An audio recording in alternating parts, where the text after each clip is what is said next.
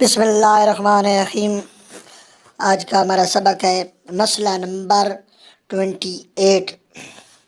یہ قلیل پانی سے مخرج کو دھونے کے بارے میں ہے کہ آپ قلیل پانی سے مخرج کو کیسے دھوئیں گے۔ پاخانے کے مخرج کو، یعنی جہاں سے پاخانہ خارج ہوتا ہے اس جگہ کو، جس قلیل پانی سے پاخانے یا پیشاب کے مخرج دھوئے جائیں، وہ اگر کسی چیز کو لگ جائے تو 5 شرائط کے ساتھ اسے نجس نہیں کرے گا۔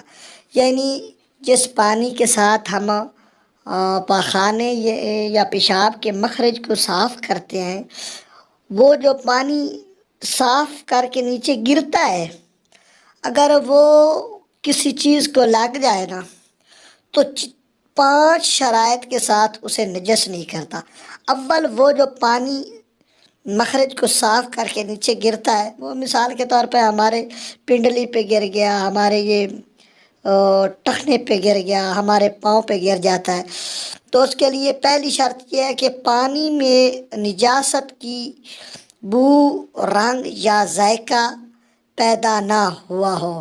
مطلب آپ دیکھیں کہ اس کا رنگ، بو، ذائقہ تو نہیں چینج ہو گیا، تو اگر وہ ہو گیا ہے تو وہ پھر مطلب نجس کرے گا، اگر وہ نہیں ہے تو پھر نجس نہیں ہے۔ دوسرا، باہر سے کوئی نجاست اس میں نہ آ کے مل گئی ہو، باہر سے کوئی مطلب کوئی اور نجاست اس میں تو شامل ہو جائے تو وہ پھر بھی نجس کرے گا، نہیں تو نہیں کرے گا۔ کوئی اور نجاست مثلاً خون، پیشاب یا پاخانے کے ساتھ خارج نہ ہو۔ مثال کے طور پر جب پاخانہ کیا ہے تو اس کے ساتھ خون باہر آ گیا ہے اور وہ خون اس پانی میں شامل ہے اور وہ آپ کے کپڑوں پہ لگ گیا ہے، ٹخنوں پہ لگ گیا ہے، پاؤں پہ لگ گیا، تو وہ پھر نجس کر دے۔ اگر نہیں لگا تو پھر نجس نہیں ہوگا۔ پاخانے کے ذرے پانی میں دکھائی نہ دیں۔ ہاں، اگر پاخانے کے ذرات آپ کو نظر آ رہے تو پھر تو وہ پانی بھی نجس ہے اور جدھر لگے گا وہ جگہ بھی نجس ہو جائے گی۔ اگر وہ نظر نہیں آ رہے تو پھر وہ آپ کے اعضاء کو نجس نہیں کرے گا۔ پیشاب یا پاخانے کے مخارج پر معمول سے زیادہ نجاست نہ لگی ہو۔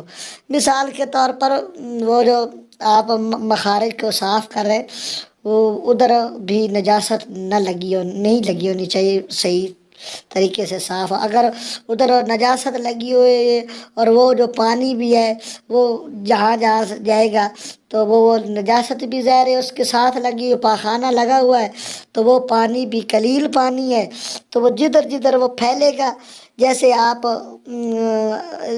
طہارت یا استنجا کر کے اٹھیں گے اور آپ کے مخرج کے ساتھ پاخانہ لگا ہوا ہے تو وہ پھر سارا نجاست کر دے گا۔ اللہم صلی علی محمد و آل محمد۔